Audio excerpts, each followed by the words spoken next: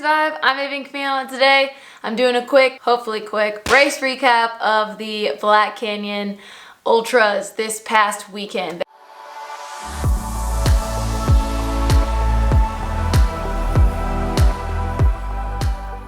There was the 100K on Saturday and the 60K on Sunday. I participated in the 60K, and usually in the race recap I kind of go through my race. However, before we get to the 60K, well, there was a huge event happening the day before, and that was the Black Canyon 100K, where there were 3 golden tickets this year up for grabs and some really awesome performances. I myself was out on the course all day long. I volunteered for the morning with the live stream, and I was following the lead pack, both the men and women's field, and kind of chasing them and trying to get live stream footage for the live stream.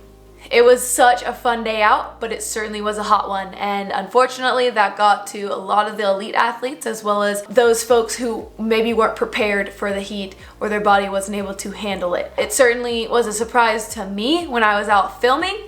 I got hot and I wasn't running the 100K. Those that were able to thrive in the heat took those podium spots. For the men's field, it was Trueheart Brown coming in first, Scott Trayer, and Jeffrey Colt. Those are our top 3 positions, all taking and claiming the golden ticket for Western States. Trueheart Brown's performance from start to finish was strong. If you were watching the live stream, then I'm sure you knew he led the entire race, but he maintained that pace and maintained his lead until the very end, and his whole family was there, and it was such a sweet moment. I actually cried at the finish for that whole family. I don't even know him, but I was just touched. As I was out chasing him and some of the other guys, I think I was muted, but the whole time he was trying to shout out to his family, just say, "Hey, I love you, thank you for being here." It would appear that his love for his family really motivated him through the race, and that's truly at his core, and you could tell that at the finish as well. So congrats to Trueheart Brown. Fabulous performance, really cool. Scott coming in not too far behind him, about 6 minutes or so, and then Jeffrey Colt as number 3. So congrats to all of you men. Now on the women's side, we had Claire Gallagher coming in first place, Dominika Stalmek, and Anne-Marie Madden. Trueheart Brown and Dominika led the majority of the race. At this point, we know Trueheart Brown won. However, Dominika's fate was not quite the same. Claire Gallagher caught her at the end. As we know, Claire Gallagher is a closer. We've seen that before at Western States with her remarkable finish against Brittany Peterson. And this year with Black Canyon was no different. She closed hard on Dominika, and I think at least when she finished, it looked like the sun had really been beating her down all day, and that kind of caught up to her. She immediately went to the medical tent and I think got everything figured out. The desert is harsh, even in the winter. This year was certainly hotter than last year, but Dominika had an astounding performance. It was really incredible and came in only a mere 4 minutes or so behind Claire Gallagher, so congrats. And taking 3rd place was Anne-Marie Madden. Fabulous job there. If you haven't already heard, the twist for the women's field that day was Claire Gallagher did not accept her ticket, and so that ticket rolled down to 4th place, which ended up being Taylor Nolan. I look forward to watching everyone race at Western States. We saw quite a few drops out there from some elite athletes as well, who we expected to see closer to the podium or closer to those top 10 places. And again, I just contribute that to the heat getting to a lot of people. I just want to say a big congrats to everyone who got a golden ticket, everybody who got to stand on the podium. Well done, great performances despite the heat and the challenging course. And congrats to everyone who finished, and to those who maybe made the wise choice to listen to their body and DNF. Sometimes that's what you should do. That's probably what I should have done last year, and it would have saved me an entire year of not racing. But you live and you learn, as they say. This year in the 60K, I actually was able to finish the race and actually was able to run the whole race all the way through, which hasn't happened in like a year and a half. For those of you who have followed, I've been plagued with some weird knee and hip stuff. Last year at Black Canyon, at mile 29, my knees locked and I was no longer able to lift them in the running motion. I guess that bend or whatever it was, my body wouldn't do, so I ended up walking the second half of that race. So this year I had originally signed up for the 100K, looking to do a little Eric Sinsman magic with the redemption race for Black Canyon, and I had to drop around December, knowing that I hadn't, 1, trained, and 2, I still didn't know where my knee was at, and I had promised myself last year that I would not enter into a 100K unless I knew my knee was back under control.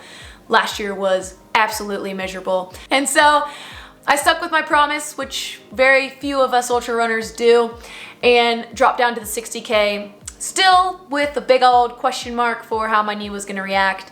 But I was hoping and praying that I'd make it to at least mile 29 like last year and then just walk the rest of the way in. So with that in mind, I started with the mindset of like, I don't know when these knees are gonna fail me, so let's just go out strong and reasonable, but pretty fast, and then just suffer the consequences later. That turned out to serve me pretty well. I ran probably 7:30s-ish for the first 20 or so miles, then dropped it down to probably a 9 to 10 minute pace through some of the hillier parts of the course, and ended up finishing in third, which was a huge surprise for me. I really had very minimal training for this. I think I got in a total of 3 long runs, 2 of which were back-to-back on the girls' weekend we had 2 weeks before the race.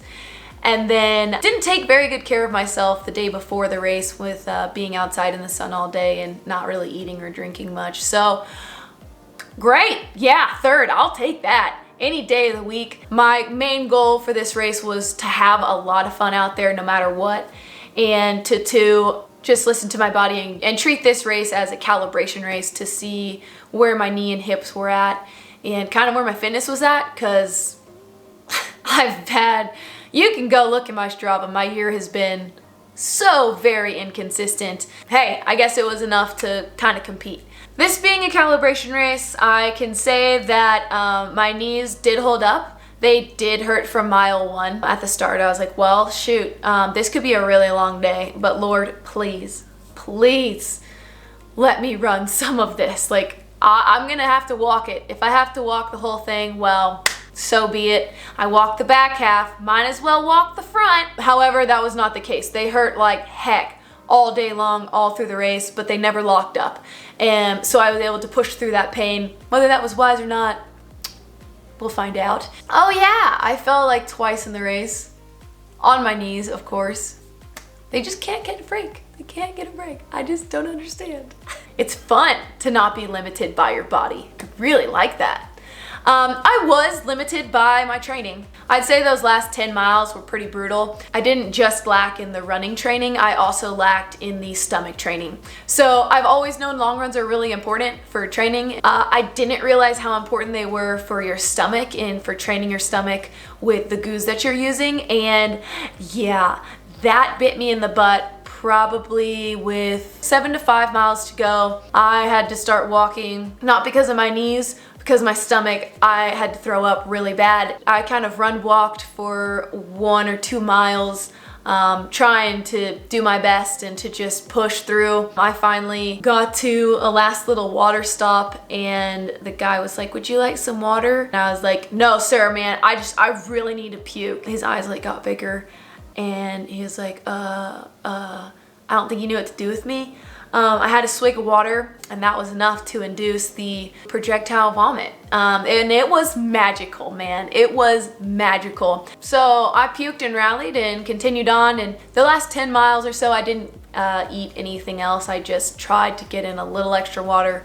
So I was ready to be done by the end of the race for sure, and was able to finish strong, and I finished under 5:30, which was a goal towards the end, arbitrary goal, but I was like, might as well, we're close enough, let's push it into the finish. So I pushed in probably the last 400 meters, and woo, we did it, like 4:29:45 or something. So overall, a really fun race. Katie Asmuth got first and I think 5th overall, which was killer. And then Georgia Porter came in 2nd, me being 3rd, and kind of jockeyed with 4th place at the beginning of the day for a while, and she didn't come in too far behind me.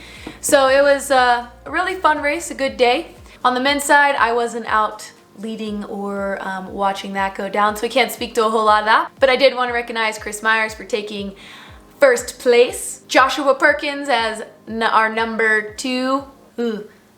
Joshua Perkins came in 2nd, and David Kilgore coming in 3rd place. Overall, I am really stoked that my knees hung in there and held up the whole race. I look forward to actually training and to getting in some quality miles with consistency. And I'm currently working on a way to reduce my flying schedule so that I'm home in Tucson and have more of that consistent training. So I'm looking into potentially coaching, and hopefully that will give me some more free time and just a little more flexibility to be home more and to run Tucson trails, because when I go to work, there is literally no telling if I'm going to be able to run or not, or even get enough sleep. So that's been a big challenge this past year.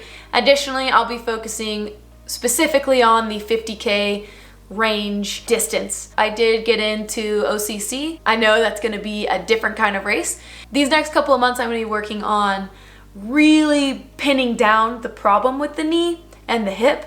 I just got my MRI yesterday and I've gotten a lot more blood work in. We're trying to rule out autoimmune stuff. And so I'm hoping to focus more on strength training, more on building the muscles around the knee and the hip, and honestly just kind of starting from ground zero and reteaching myself how to run. Because if I can't solve that problem, which has been a problem now for about 2 years, and if you've paid attention to my other race recaps, there's always been something, which I get is kind of part of ultra running. However, these some things have been the same for every race and it's very annoying. We're kind of going back to the drawing board, redoing some of the blood tests, 1-2 years removed, and trying to just go back through what did we miss the first time. But hey, this 60K certainly gives me a little glimmer of hope and proves that minimal and inconsistent training for me can actually help me maintain some of my fitness, it would appear.